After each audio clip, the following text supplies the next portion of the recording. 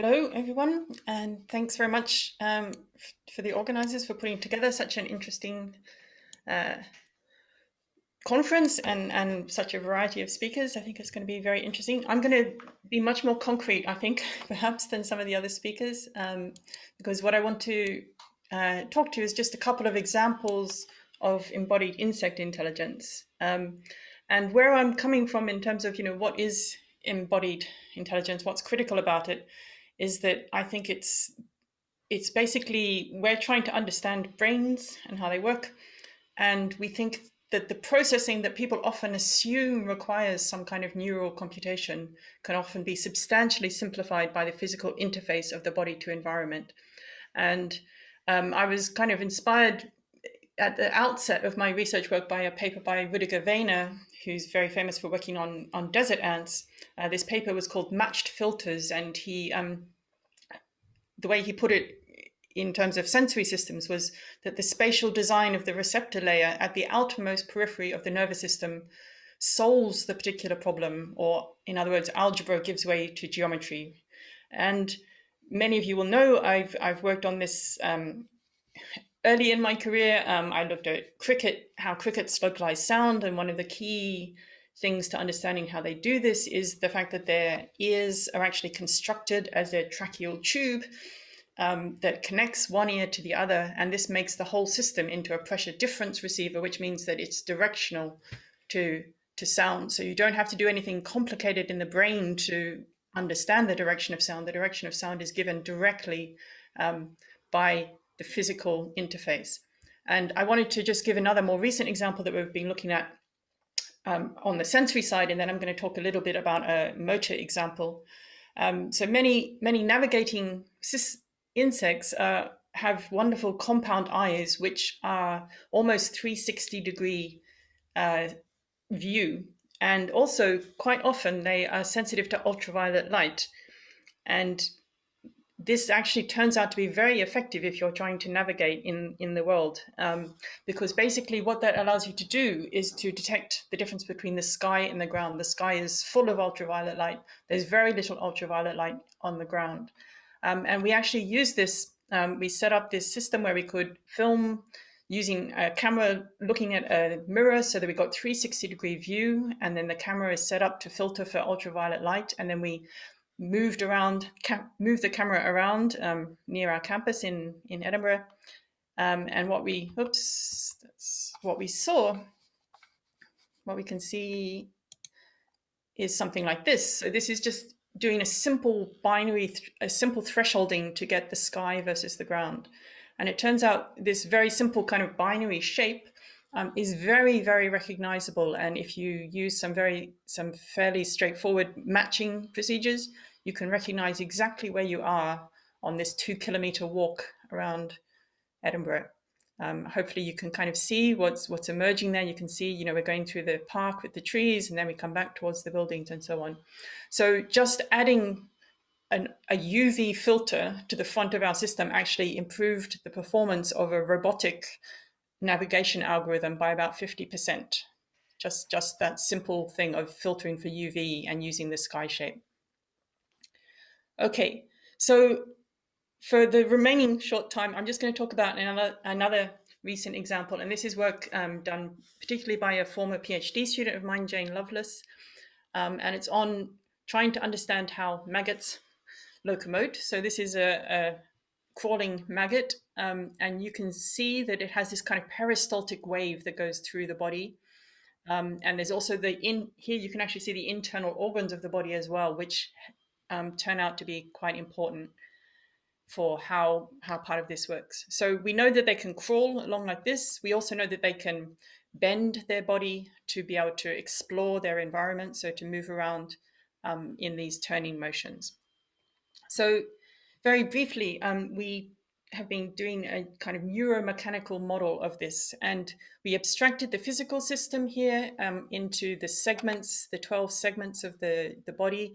Each segment is treated as a weight, which is connected by a spring that can compress, and then at each segment there's also a rotational spring. So there's basically elastic energy in the whole system, and there's also this internal organs of the body actually effectively link the head and the tail. So if the head moves forward, the tail will be pulled forward, and vice versa.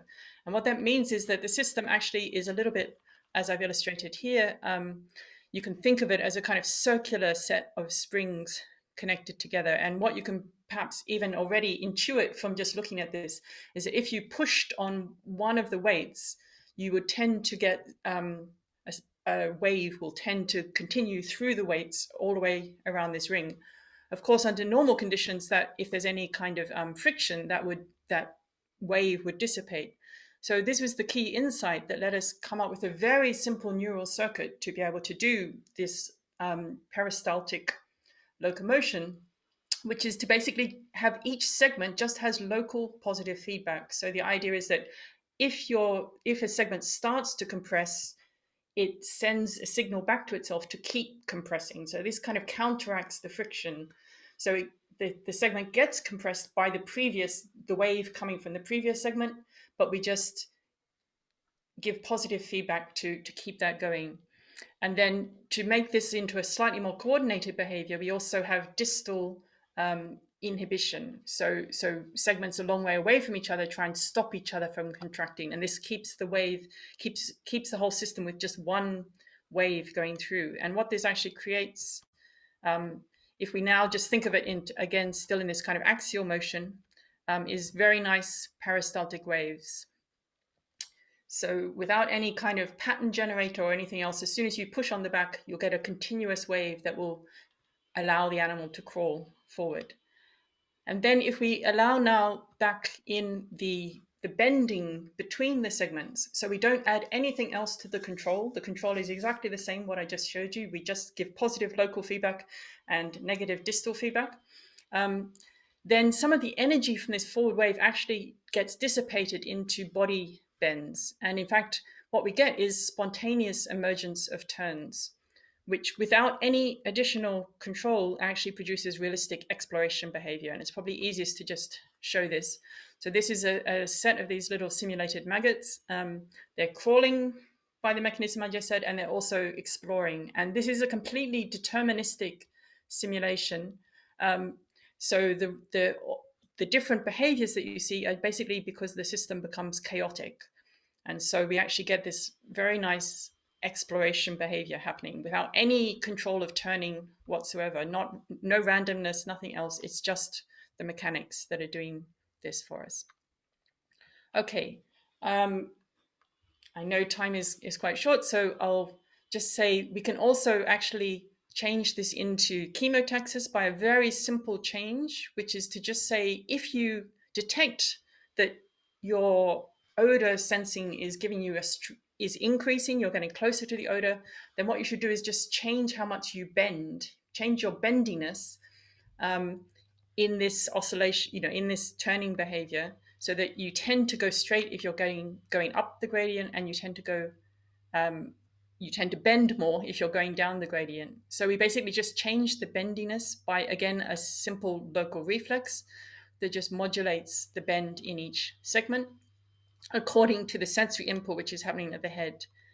And by just altering the gain in this reflex, we can change how much attraction or aversion we get. So again, we can get a chemotaxis behavior here, and this is kind of an illustration with a gain of -1. So what you can see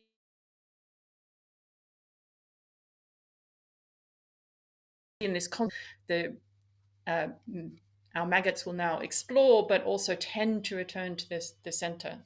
And as we change that gain factor, we can have maggots that go away from odor, or maggots that are fairly neutral to odor, through to maggots that are extremely attracted to the odor.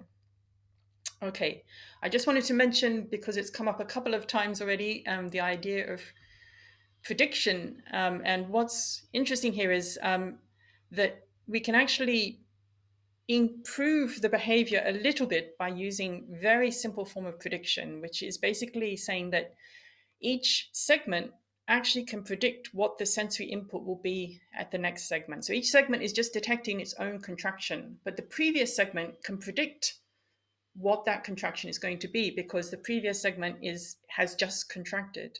And if we do this, it actually helps us optimize for power flow.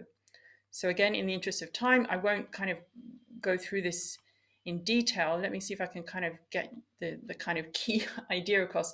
So we have this wave going through, a displacement wave going through the animal. And what we want to do is optimize when that local feedback happens. And the best way to optimize it is to actually use the information from the previous segment to predict that the wave is about to hit the next segment, and then you avoid the kind of lags that otherwise would occur in the system and get actually the optimal power output. And I think this is quite interesting because if you actually do this, if you put these connections in to do this prediction, then if you now take away the sensory input, take away the body effectively, and just have the neural system again, you still, the waves are still there, but they actually come out as a slower wave that continues just in the neural system without any body. In other words, it looks like there's a central pattern that's being generated by the neural system, but in fact, it exists because the neural system has adapted to the body to make the body as efficient as it can possibly be. So just to finish my conclusions, so what I've tried to very quickly show you is in this example is by combining the biomechanics with very simple local sensory feedback, we can get peristaltic crawling without any kind of central pattern generator. We can get spontaneous turns for exploratory locomotion and add a very simple bias that allows us to follow a gradient without any lateralized sensing or control. And I think what's really key here, or the key message, is that the nervous system evolved in this physical context. So it's going to both exploit and reflect the physics. So both those things happen. So that in a sense, there is potentially a central pattern generator, but it's only there because it developed to exploit the natural rhythm that was in the mechanics of the body. And this then obviously can form a substrate for higher level control. So I'll finish there, and hopefully that puts us well on time to have a discussion. All right. Thank you very much, Barbara. It's difficult to put everything in time, but I think the messages are well conveyed. So thank you very much for your all efforts to put everything in